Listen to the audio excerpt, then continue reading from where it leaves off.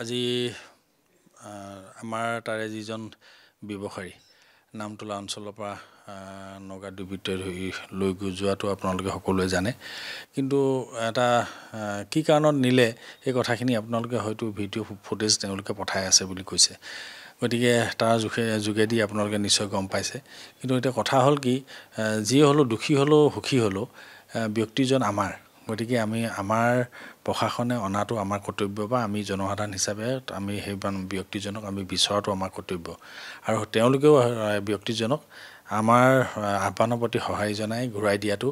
উভতাই পঠিওৱাটো তেওঁলোকৰ কৰ্তব্য বুলি মই ভাবোঁ কিন্তু ইমান দিনে আলোচনা বিলোচনা হৈ আছিল সেইদিনা ৰাতি 9টা বজাত ময়ো গৈছিলোঁ নামতোলা সেই অঞ্চলত একেবাৰে সীমান্ত অঞ্চলত দলঙৰ ওচৰতে আমি তেওঁলোকে এখন মিটিং কৰিছিল আমাৰ ব্যৱসায়ী সন্থা ভালেকেইটা সংগঠন লগ লাগি গতিকে আমি তাত মই সেই মিটিংখনত মই উপস্থিত নিজে আছিলোঁ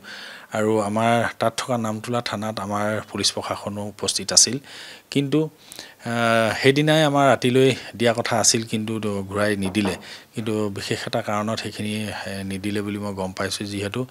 নাগালেণ্ডত থকা আসাম ৰাইফলৰ যি কেম্প আছে আসাম ৰাইফলৰ মানুহখিনিয়ে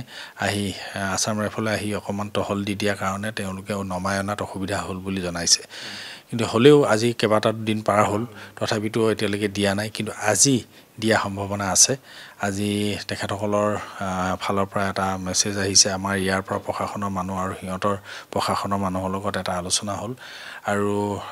তাৰ কন্যাক ইউনিয়নকে ধৰি ভালেকেইটা সংগঠন নাগালেণ্ডৰ আৰু আমাৰ সংগঠনৰ কেইবাটাও সংগঠন ব্যৱসায়ী সংগঠনৰ পৰা আদি কৰি আমাৰ পুলিচ প্ৰশাসনে আলোচনা কৰি আজি নাগালেণ্ডৰ ভিতৰলৈ আজি আমাৰ মানুহ গৈছে আজি এৰি দিয়া পূৰ্ণ সম্ভাৱনা আছে মই এটা কথা ক'ব বিচাৰোঁ যে পুলিচ প্ৰশাসনৰ হেতু বিফলতা বুলি মই ক'ব নোৱাৰোঁ মই কাৰণ কেলে আমি নিজে জানো নিজে পৰ্যবেক্ষণ কৰি থাকোঁ কিন্তু সিহঁতৰ হাতত সদায় অস্ত্ৰ শস্ত্ৰ থাকে সকলোৱে জানে আৰু আমাৰ পুলিচ প্ৰশাসনো তাত যিখন থানা আছে থানাৰ প্ৰশাসনৰ আমাৰ থানাখনৰ এটা চেক গেট আছে চেক গেটৰ বাহিৰত প্ৰায় অন্ততঃ 100 মিটাৰ দূৰত 150 মিটাৰ দূৰৰ পৰা অপহৰণ কৰিছে গতিকে সেইটো আৰু য'ৰ পৰা অপহৰণ কৰিছে আৰু সীমা পাৰ হ'বলৈ সিহঁতৰ 50 ফুটো নহয়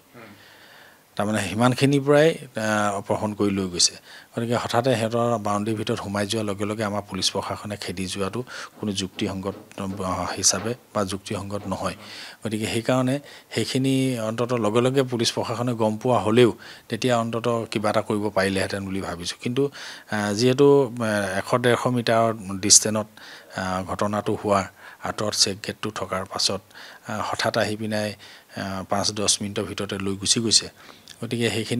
তেওঁলোকে সেইখিনি অৱগত নহ'ল কিন্তু সেইখিনি স্থানীয় ৰাইজে লগে লগে জনাব লাগিছিল লৈ যোৱা পাছত জনোৱাটো পুলিচ প্ৰশাসনক জনোৱাটো সেইটো হয়তো আমাৰ স্থানীয় ৰাইজে জনোৱাটো হেমাহি হ'ল বা পলম হ'ল বুলি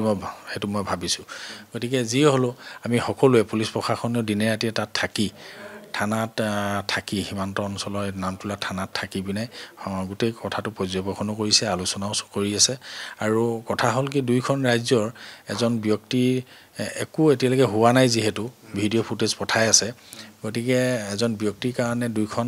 ৰাজ্যৰ মাজত সংঘাতটো যাতে বৃদ্ধি নহওক বা বাঢ়ি নাযাওক এই কথাটো চিন্তা কৰিয়ে কিছুদিন ৰৈ থকা হৈছে আৰু তেওঁলোকেও এটা সঁহাৰি জনাই আছে আৰু আমাৰ প্ৰশাসনে হয়তো আহ্বান জনাইছে তেওঁলোকেও সেইটো ঘূৰাই দিম বুলি আমাৰ অসম চৰকাৰৰ প্ৰশাসন পুলিচ প্ৰশাসনক সেইখিনি সঁহাৰি জনোৱাটো তেওঁলোকৰ যিখিনি ইচ্ছা বা যিখিনি সদিচ্ছা সেই সদিচ্ছাখিনি তেওঁলোকে প্ৰকাশ কৰাৰ কাৰণে সেইখিনি আজিলৈকে ৰৈ থকা হৈছে আৰু সেয়েহে আজি হয়তো সেইখিনি ফল নিশ্চয় আমি পাম বুলি ভাবিছোঁ তেওঁলোকে উভতাই দিয়া পূৰ্ণ সম্ভাৱনা আছে বুলি পুলিচ প্ৰশাসনৰ ফালৰ পৰা মই গম পালোঁ যিহেতু মই ইয়াত আছোঁ সুঁহৰিয়েতো আহিব লাগিব এনেই ডেড বডিটো আনিতো কোনো হেৰি নাই গতিকে সুঁহৰিয়েতো ঘূৰাই দিব লাগিব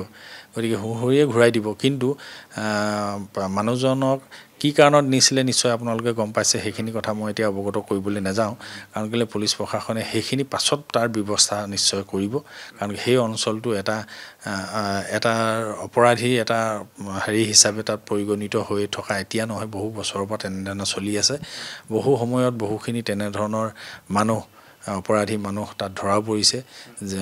আইনৰ গণ্ডিৰ ভিতৰত জেল হাজতলৈ পঠিয়াই দিয়া পাছত আমাৰ ভাৰতীয় সংবিধানত সৰকি অহাও যে ৰাস্তা আছে তেনেধৰণে মুকলি হৈ আহে আকৌ একেখিনি কামকে কৰে তেনেকুৱা ধৰণৰ বহুতো অপৰাধী তাত আছে সেইখিনি পাছত এই গোটেইখিনি সমাধান হৈ যোৱাৰ পাছত অন্ততঃ পুলিচ প্ৰশাসনে এইখিনি পদক্ষেপ ল'ব দৃঢ় পদক্ষেপ ল'ব বুলি মোৰ বিশ্বাস আৰু লোৱাৰ প্ৰতিশ্ৰুতি দিছে